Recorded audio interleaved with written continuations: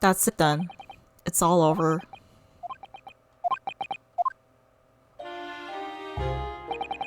I despised my life growing up. Those slums are vile places. I was cursed from birth, born into poverty, the son of a penniless artisan. My parents did nothing but quarrel all day long. What little money they had was never spent on me. That's what poverty does. So I set about studying to better myself, to one day escape from the hellhole. And he eventually became a communications officer. I admired determination. But then he decided to try to steal government secrets? Why? Isn't it obvious? Because I wanted money. Even now, years later, the nightmares of my life in the sun wake me in the small hours. I wanted to drown them all out, with more money than anyone who lived in the squalor could ever imagine. Then one day I met him. Mr. Magnus McGilded. You're a fiend with a scarred talent, so you are have money to throw away if you're interested. All you need to do is go along with me, little plan now.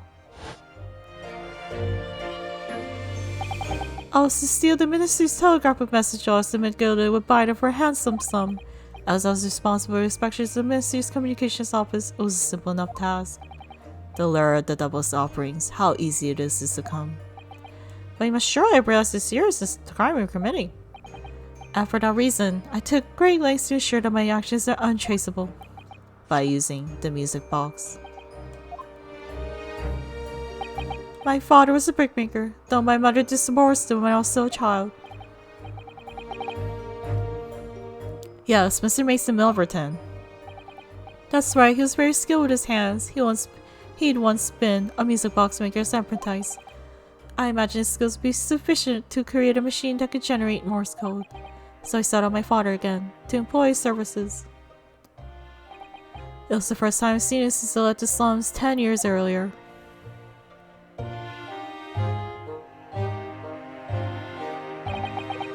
Look at you, Ashley. What a fine gent you become, eh? He was a different man to the one in my memory, a thin, frail old man. But poverty had never broken him, never corrupted him like it had me. I was sure that he wouldn't help me if I told him the real reason, so I made up a story. I got some work for you, father. I need some music box discs made. Music box discs, eh? A musician friend of mine has written some music he wants to sell to the public. I brought the score with me. There are two, actually. I'd be delighted, son. It's been 20 years since I did any work like this, though. Fetch my tools, would you? They're in the loft. So you just used your dad? That's how I had to make the two discs. Thereby splitting the information too. You're taking considerable precautions indeed. It was to protect myself as much as anything. It meant that I could deal with McGilded in two separate transactions. The first involved the first of the two discs on the music box for playing them. I exchanged them with McGilded for 10 guineas. Then on the receipt of the second disc, he would pay 1,000 guineas. So what happened at Omnibus 2 months ago? Was the second part of the deal the exchange of the second disc? Yes. Oops. I sold the man information that way a number of times already, but it seems he became reluctant to part with his money. But that doesn't quite make sense, Mr. Graydon, for why was it on the omnibus 2 months ago? Your father, Mr. Milverton, was the one dealing with Mr. McGilded, not yourself. When I received 1,000 guineas after my first completed deals with McGilded, I decided to give 200 to my father for his troubles. But my father realized something was amiss. In time, it worked out that I must be involved in something dubious, and when he did, he said to me, "Next time there's an exchange, that you're all man do it, understand? Otherwise, I won't take your money anymore."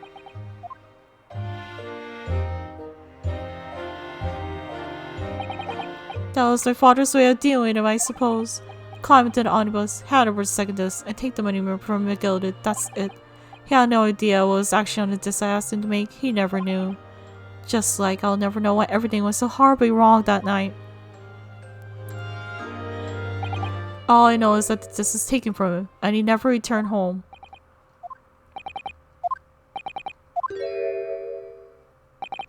It was only then I found out what sort of monster McGilded really was. So after 10 years of not once uttering it, I swore my father's name.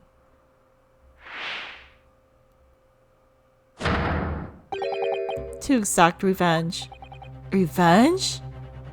Did you burn the carriage? As anyone even the remotest knowledge of the man will no doubt be able to imagine, McGilda brought all his wealth and influence to bear in the most despicable ways.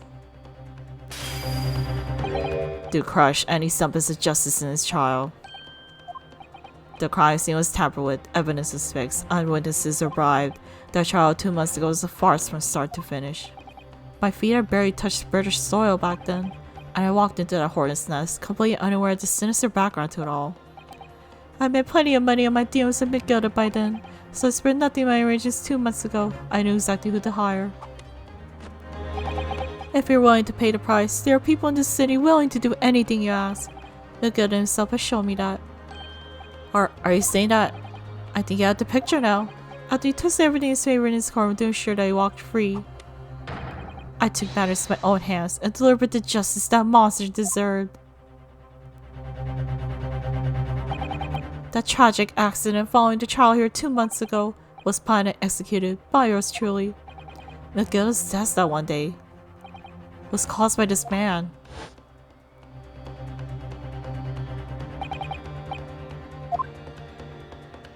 Oh my god. Was he the freaking... Oh my god.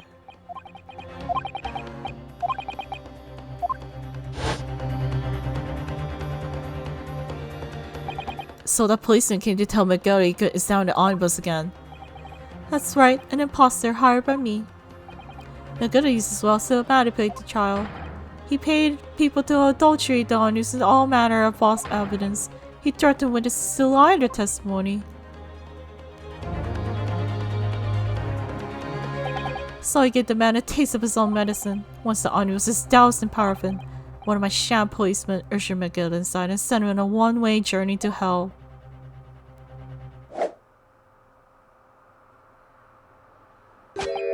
An eye for an eye. That's how I avenged my father's death. A spine-chilling account indeed. But that was the end of it for me. There was a loose end, you see. A loose end? Yes, I should think it's obvious, the second death which my father had taken to exchange with McGilda. Ah, yes. There was indeed no mention of it in the man's trial 2 months ago. Clearly because I've been removed from the scene of the crime. When I realized this was missing, I remembered something. Something for the first time I dealt with McGilda.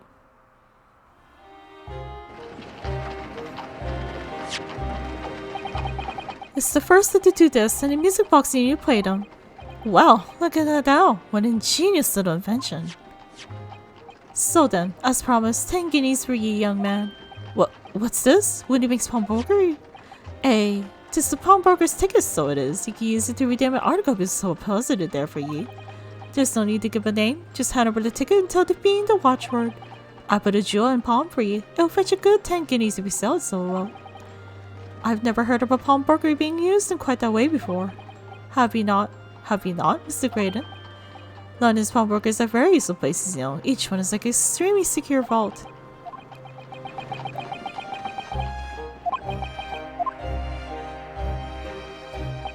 So I knew that he'd taken steps to hide the disc. It would be in that pawnbrokery somewhere.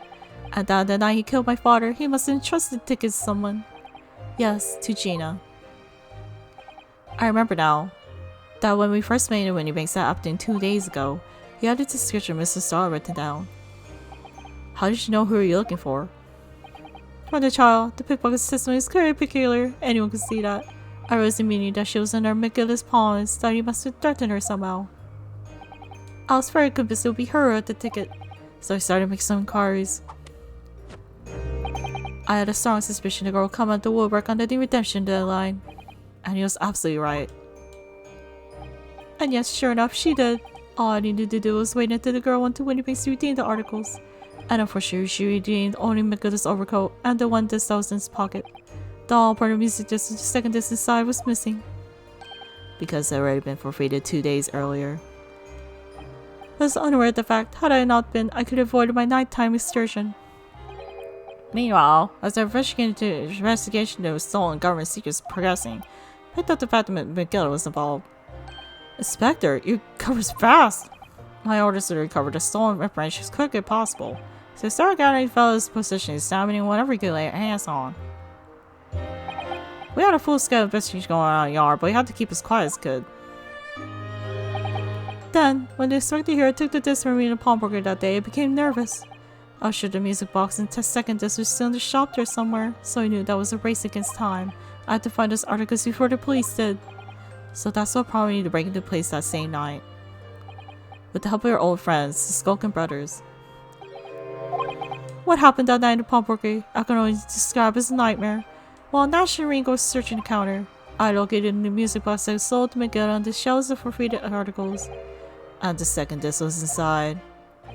Yes, I said in my pocket with a very deep sigh of relief, but then, something entirely unexpected happened. What are you doing in my shop?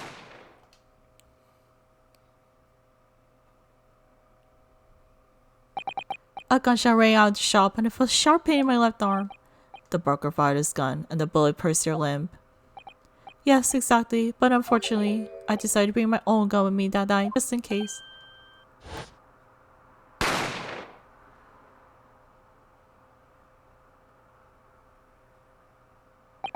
Before I knew what was happening, I fired back. The man had already turned to flee. I hadn't time to fire in his direction, much less kill him. But unfortunately for both of us, the bullet hit home. It stuck in the middle of his back as he fled through the storeroom door for refuge. Oh, sorry, Teo. It all took place in the blink of an eye. I don't imagine Nash and Rigo even realized what had happened at first. I was terrified, so I fled. And that's the whole story. That's everything that happened when he makes on that wretched night.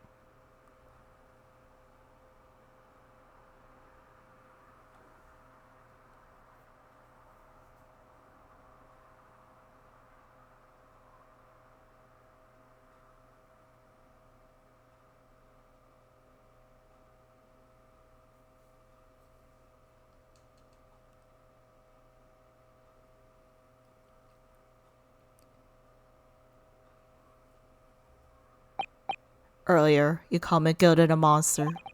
A man who used his wealth and influence to distort the facts and escape justice for the crime of murder. A tragic irony, for what you have done is exactly the same. You become the very monster you saw and despise so deeply in McGilded. Yes, I think I have.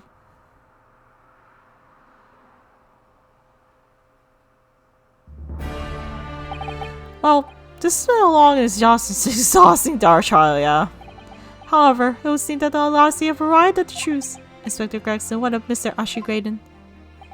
He's been restrained, my lord, and swinging our the yard. He'll be charged with the murder of Mr. Winniebank and the stealing government secrets. Very good. And you, Inspector? Regretfully, you have to face charges yourself. Yes, my lord, of course. It transpires that you're complicit in helping a criminal escape justice. That fact remains whether or not you're doing so in the line of duty. The crime is a serious one, Inspector, and inexcusable. Now, did the defendant, Miss Gino, start? Yeah. It is time for the final adjudication. Is the jury ready, Mr. Foreman? Yes, sir. Guard of Scotch is standing by, sir. Is really it now. The last push, the final call, the finishing whistle. My men are ready to deliver the verdicts. Thank you, Mr. Foreman. Very well, ladies and gentlemen of the jury. We will now declare your final decisions to the court. Not guilty. Not guilty. Not guilty. Not guilty. Not guilty. Not guilty.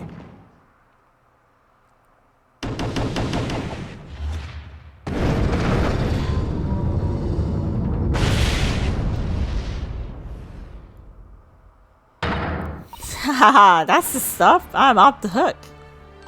Finally, Reno, you finally managed to do it. Finally. This is the word I really wasn't sure if it come out of the top for a while there. Cecil's right. You're the best lawyer in the world. I don't know. Mr. Strahd, I'm not finished with you yet. What are you leaving me like that for? Before you start enjoying freedom, there are certain other kinds to consider, 2 months ago, my court noticed you gave false testimony, did you not? And in relation to your trial today, not only did you unlawfully enter Winniebank's pawnbroker, you also attended up some of Mr. McGill's property scenes. I never done nothing of the sort. Of course not. It's not your glee for wearing Matilda's coat in your stall yesterday or anything. Aw, I just was getting excited about throwing a party for Ginny this evening. And turning our attention to defense. Determining that when playing together, the music box disc contained a message Morse code was, well, it was certainly the most unexpected revelation console. Quite so, my lord. The prosecution is caught entirely off guard. In fact, I think we should applaud my learned friend's courage here today. I propose a toast to demanding that government secrets be disseminated before the entire courtroom. Well, I'm very sorry about that. It was the only way that I could get Inspector Gresson to admit what he's done, so... If I may say something on point. Isn't that... It's, about the sounds produced by the music box before. I do wonder if that was really Morse code at all. What? What are you saying, madame? Oh, well, it's just I'm right in front and I'm going to consider Morse code, you see. Someone said the World War II covered in dots and dashes to me, in fact. Goodness, madame, an unhealthy level of obsession one feels. But I must say that in my opinion, the sounds produced by these two discs were nothing more than that. A mini series of two different tones. What? Can that really be? It wasn't Morse code after all? Then what was it? Is it encrypted? My lord, the deepest like to listen to music box again. Are you off or not? How many times did I tell you off or not? How many times did I tell you this disc contained Minister Sega Sunshine? This quorum is not an appropriate forum to discuss the nature of the government communications. We know McGilda conspired to trade national secrets with our enemy's secret acquired from Mr. Graydon. Now that the man has admitted his crimes, you have no need to pursue the matter further. But it's really gonna bother me. Mrs. Strahd. Yeah, me lord. That which you have seen today in this courtroom has been extremely disturbing. Falsified evidence, intimidation, perjury, a grim catalogue of depravity. An appalling experience to befall any child. Come on, ain't nothing it didn't seem about these backslums. I beg your pardon? If you're weak, you pay for it. That's just how life goes. Gina. But look, I reckon I'll work something out today. The world ain't fair, but if I want to change, you gotta start at home. You gotta change how you are yourself. Well, that's a very laudable lesson, I would say. I really look forward to the born-again Mrs. Strahd never gracing my car with her presence again. Now, with regard to the murder of Mr. Paul Winnibank, proprietor of the Palm Brokery business of Baker Street, I hereby declare the defendant Miss Gina Strahd not guilty! Yeah! We finally did it!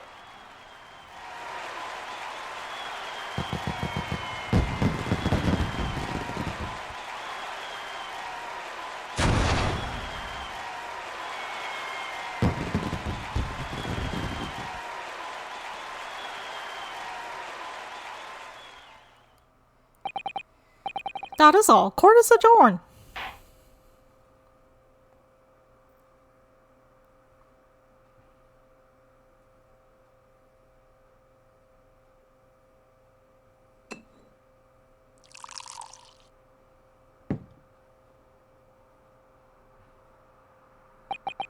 On a personal note, I must say, surprised me a Far Eastern friend. Oh. Despite being a Nipponese, you saw through the pretense to the malice that festered within that Englishman, and at the same time saw through the grind to the surprising heart of your English client. You have a curious talent for judging character, especially considering our very different cultures. I don't think there's anything curious about it.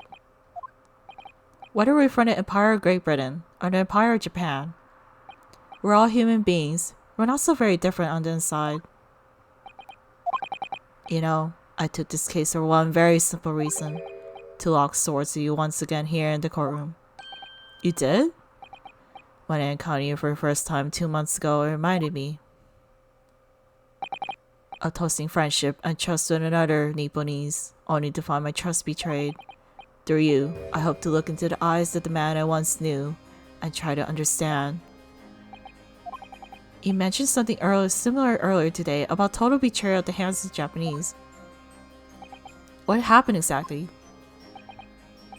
Well, you may ask.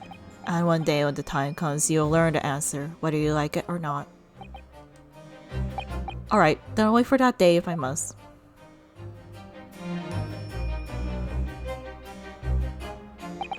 Coming to be known as the Reaper the Bailey at my retirement for service 5 years ago, it gives me cause to wonder if our meeting has some deeper purpose. Well, all I'm saying is that there is meaning in meeting people in your life. So, farewell my learned Nipponese fellow, until we meet again.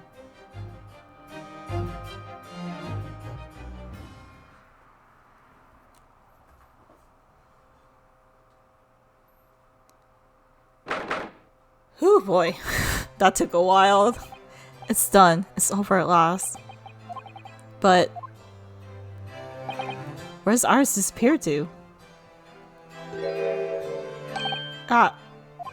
Congratulations, Gina. I knew it all along. I knew that you're innocent. Innocent? Well, you did what you asked, Mr. Naruto. You believed in me, right up to the end. Hirazade is your name. What's odd about it? I told you I had faith in you, didn't I? No one ever has had before, you see? Kept the promise, properly. That's awful. I figured something out today. All me life, growing up in slums, I never trusted no one. But that's just that I've been scared of being stabbed in the back. The more I trust someone, the more it hurts when they let you down. Yes, I think I can understand that. After all, the taste of it in the trial 2 months ago, I chose to trust someone and pay for it. That betrayal left a big scar. You know, though, Gina, I worked something out quite recently too. Trusting someone else's really an exercise in learning to trust yourself. And when your gut tells you it's the right thing to do, and your trust is rewarded, there's no better feeling in the world. I think I have you to thank for that, reminding me of that valuable lesson. Oh, well, if you say so.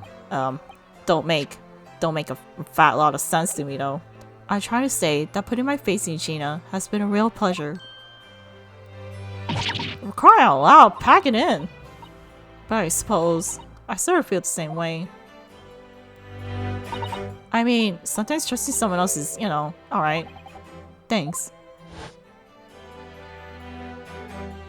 Just the way I see it, Runasu.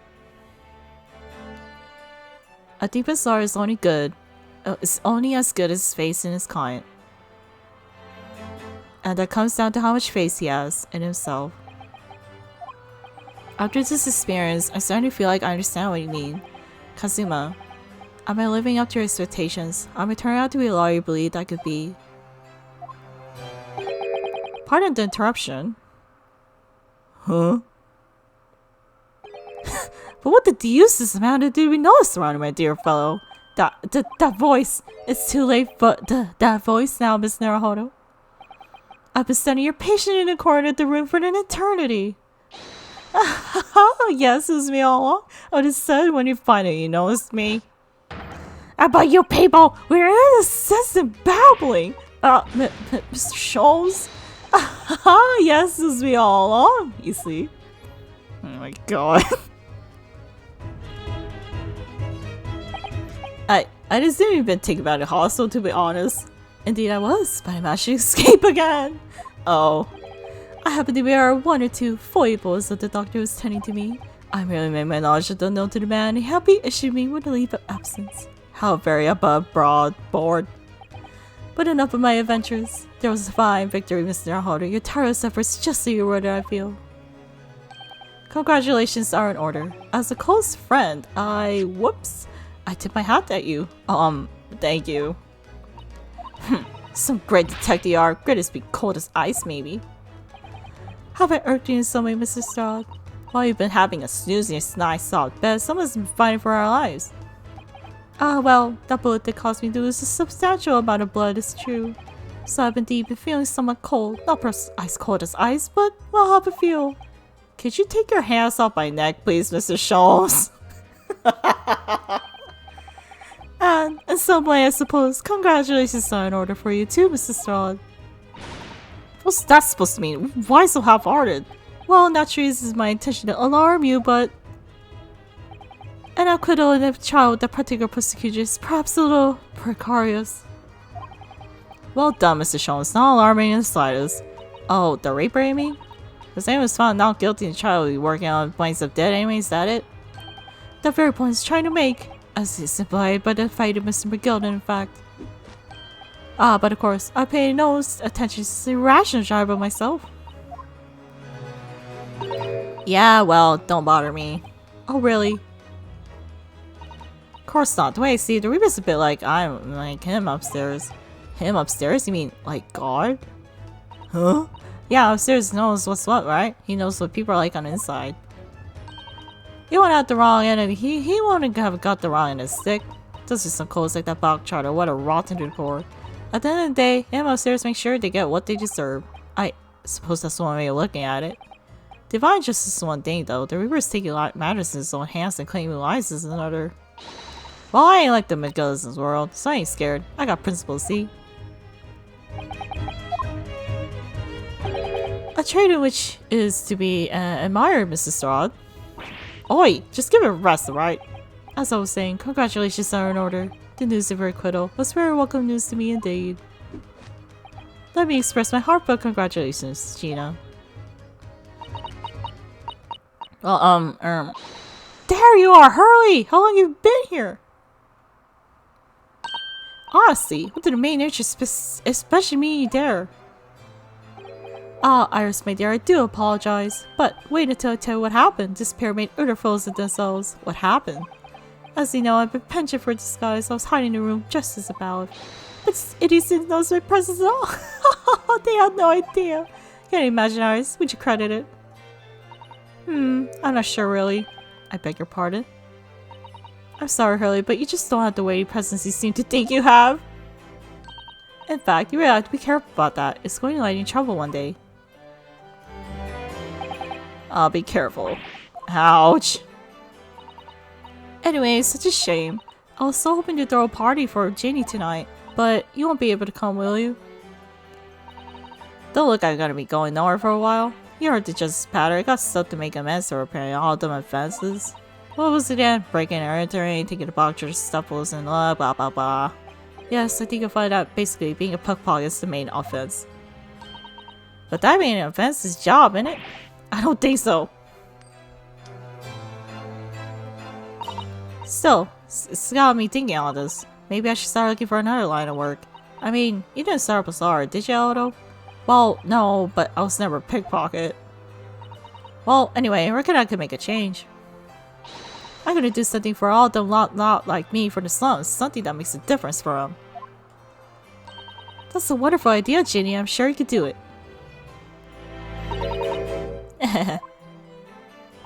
What is it?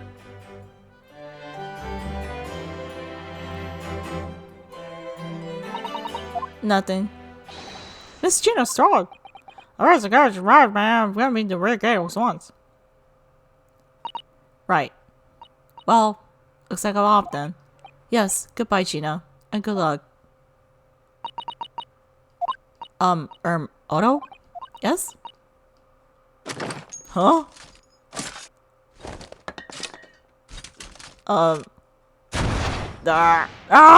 What was that for? I don't know. I mean, I don't know what to say, so, indeed. Perhaps the situation caused her praise center or missing for Calvert, Mrs. Strahd. Maybe just say thank you. Eh? On occasions such as this. I'll recommend a simple thank you. Oh. Oh, yes. It's good advice, Ginny. Right, I see. Well...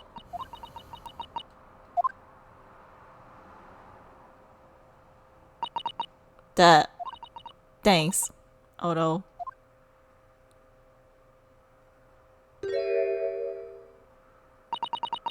Thank you for everything what you've done. For believing in me. Not at all. In fact, that should be my line. Thank you, Gina.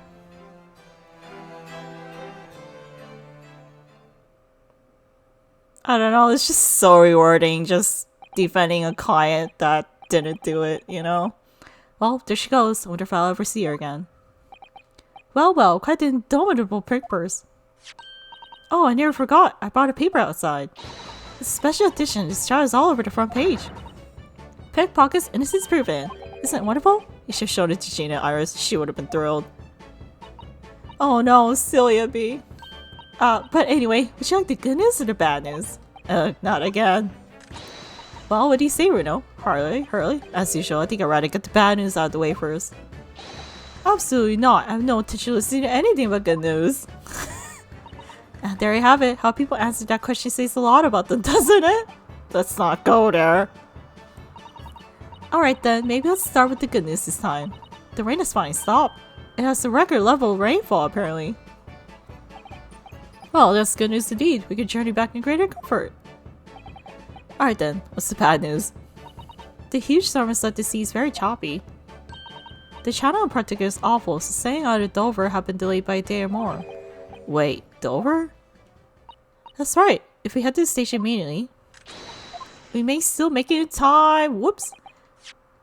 We still might make it in time to wave Susie off, but there won't be a train, surely? We couldn't be that lucky. Who do you think I am, Mr. Naruhodo? Mr. Holmes? I rushed to Victoria Station and made arrangements for a special express. Apparently now we should be there in time for dinner. And I know of some fine restaurant that's the most delicious baked sole. I don't. The great detective does it again. Indeed, he does. I happen to be aware of a number of rail transport directors' foibles. What? I merely made knowledge of them known to the man and happily laid on the mold logotobe. Elementary. Just an idea, but it might be wise to stop manipulating people that way. What are we waiting for then? To London, Victoria.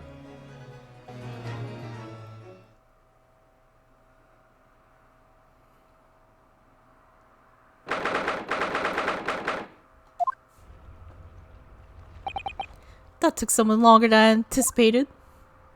Susie's spell must be about to leave now. Mrs. Otto, where are you? There she is! Over there! Look! It looks like she's reading something.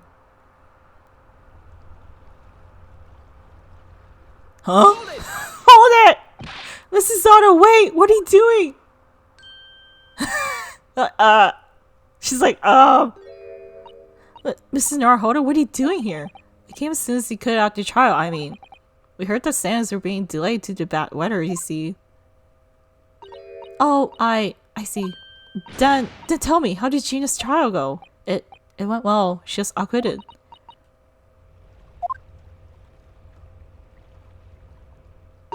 That's wonderful. Really wonderful news.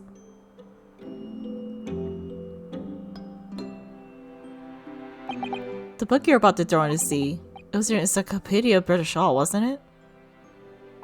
Oh dear, I was hoping you hadn't seen that. I don't work you're practicing law in any way now. So, I'll say my final farewell. You're saying goodbye to law? You, Susato-san? Would I be correct in assuming? It's against the people, Mrs. Otto? I deliberately altered the scene of a crime, and then I tried to hide the fact. What I did is utterly unforgivable. That reminds me. How'd she even come to have this, Susie? On the evening of the incident, Mr. Shonsa invited Gina to dinner, if you remember. Oh yes, we had a wonderful time. Well, Gina gave us a little introductory lesson, didn't she? To the art of pickpocketing, I mean. Wait, did you stand up for Iris? Although it was so much fun, I saw Uruna's armband. Yes, please don't do that again, Iris. The band's very important to me. Well, if it's so important, you should pay more attention to it. You didn't notice for ages. On a whim, I thought it'd be fun to see if I could take the cop Vapomat, so I put it up my sleeve. Really? And I rather forgot about it until I found myself in Mr. Winmay's shop with it later that night. I see. And then...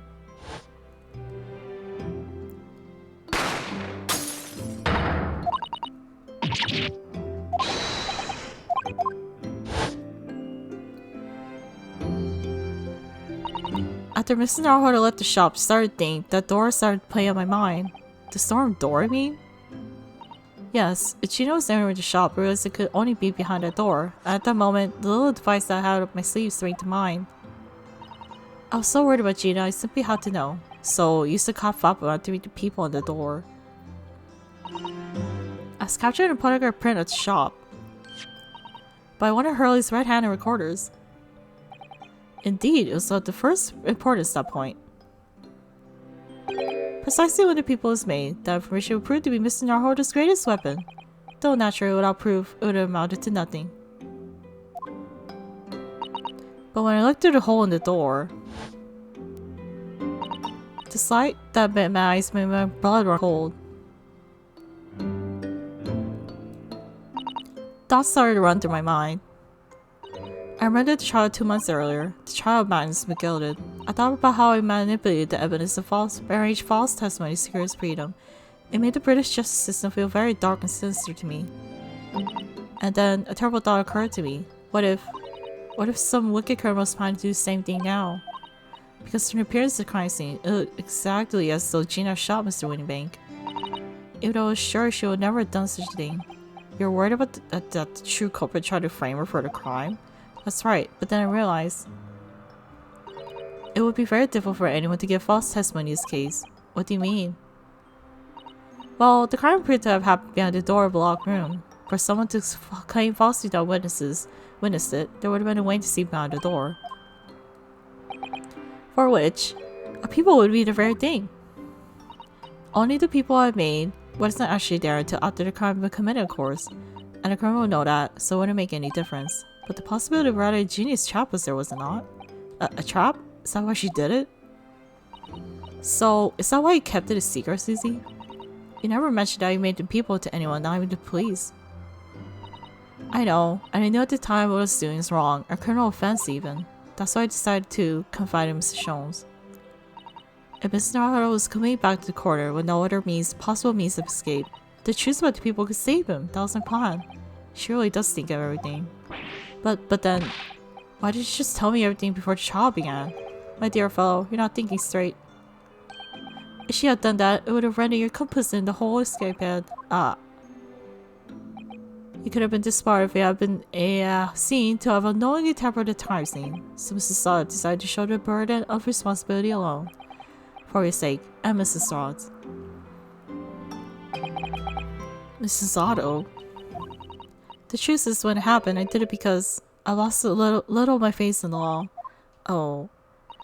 I was worried that the right person would be convicted of the crime. But the moment I allowed myself to think that, it's the moment I lost my right to call myself a judicial assistant. What he did is incomparable to what he did. Brandon is the one who lied to Winston, using the people as a way to implicate Gina. And besides, if the people inconsistency hadn't existed, I'm not sure she would have been acquitted in the end.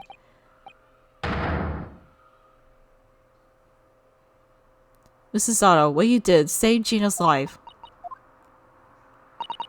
Well, with your kind words, Miss Naruhodo, you saved me too from my regrets.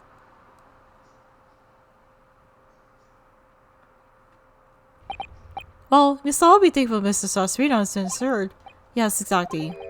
Though some of the loose ends trial will continue playing in my mind, I'm sure. The revelation that the music boxes contain secret messages, Miss Naruhodo. What are you trying to work that out? I'm full of admiration. Well, actually, that argument was quite as compelling as that was. Oh, it wasn't? Whew, I'm like so tired. There was a communications officer among the jury members, you see, telegraph operator. I think I'll just read it for now.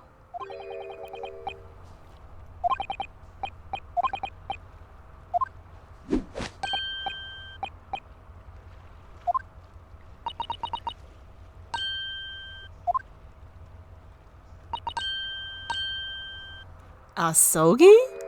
What? Well, that can't be a real word, can it? How funny. Wait, Iris, what did you just say? Oh, I just said Asogi. Does that word mean something to you? Mean something? Asogi was the name of my best friend. What? But how? How'd you know that name, Iris? What? She transcribed it on the fly? She really is a genius.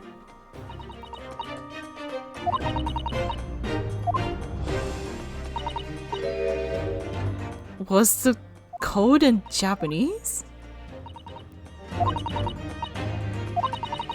Various countries around the world have altered and added to Morse code to use in their own languages. I don't believe it. Are you saying? That's right. I've only actually seen a charted Japanese Morse code once before, but I think it's based on the Iroha pentagram, isn't it? What, it says Asogi? Yes, I think so. Sorry, but I don't remember all of the Japanese Morse code. Iris, would you let me see that? Mrs. Sato, do you know it? Do you know Japanese Morse code? Yes, I spent some time studying it. What did you not study?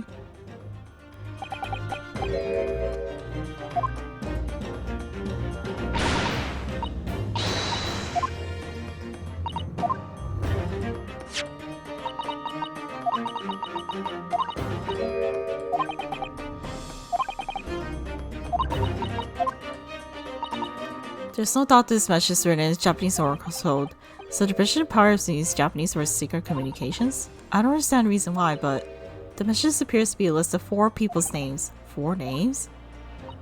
The first is Kei Asogi, Kazuma Asogi. Why? What was his name on the disc?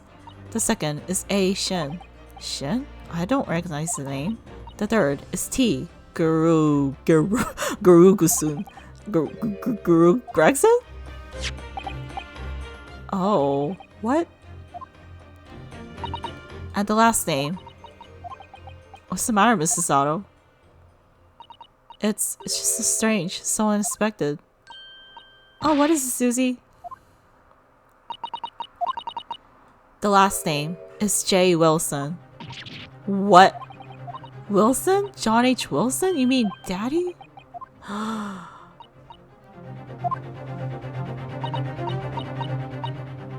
That is all 4. And that's the end of the message. Or rather, the end of what he noted down, Iris. What?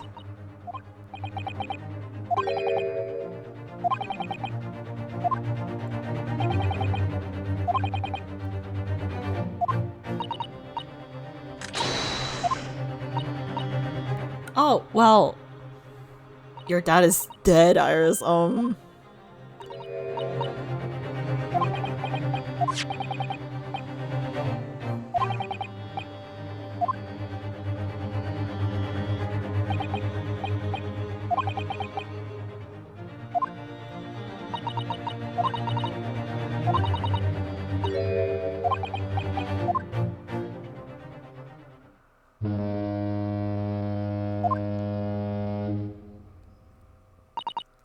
Oh dear, the ship is going to set sail soon. Yes, it would seem so. My voice is like dying.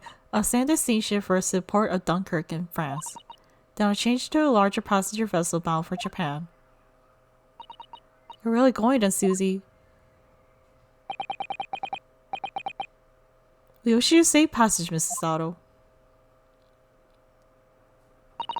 Thank you so much. I wish all of you the very best. Mrs. Sato, I'd hope to have you always at my side to guide me and support me. Mrs. Naruhodo, please, come back soon. As far as I'm concerned, you really are the very best judicial assistant in the world. I'm quite sure I'll be back before you know it. Really, Susie? Oh, now don't forget, Iris made you a promise that we have to fulfill. A promise? About your manuscript. Oh yes, the Hound of the Baskervilles. A promise is a promise. Definitely, Iris.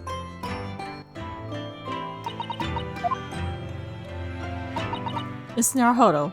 Yes? Do you remember the first time we met? Yes, of course. This is Buria? Buria? When I was dragged out for that watch, I was still half asleep. If I remember rightly, you threw me halfway across the cabin to Sato takedown. You know very well what I'm talking about after that. It's strange, but being thrown together as we were in that case, I somehow felt stir away. That you're the perfect person to continue Kazuma-sama's great legacy. Mrs. Sato. Am I seriously right? I really want to believe. No, I'm sure that. I'll be back soon. Very well until then.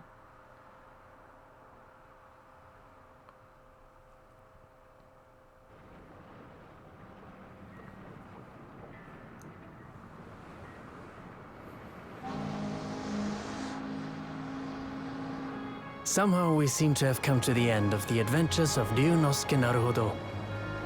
Or the first volume, at least. Looking back now, it feels as though fate has led me on this journey.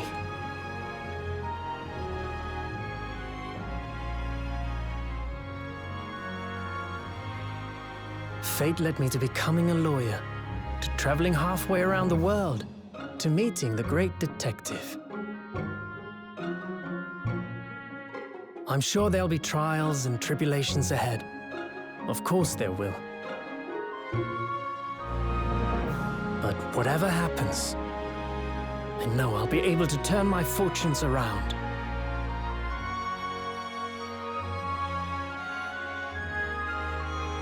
After all, I have the greatest friends in the world on my side.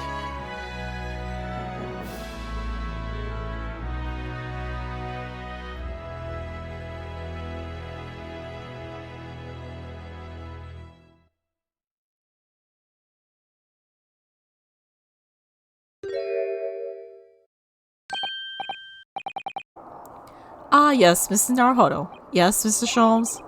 I have some rather awkward news.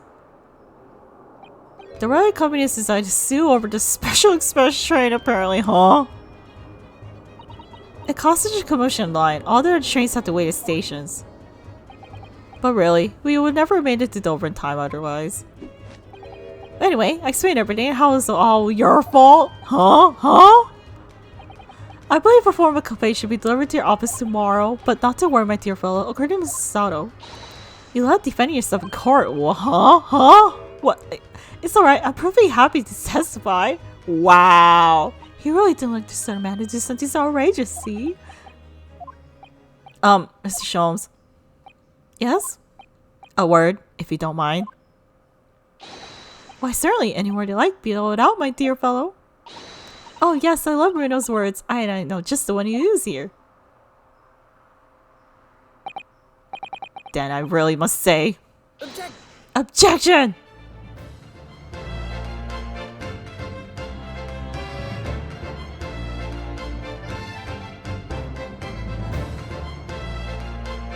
Wow.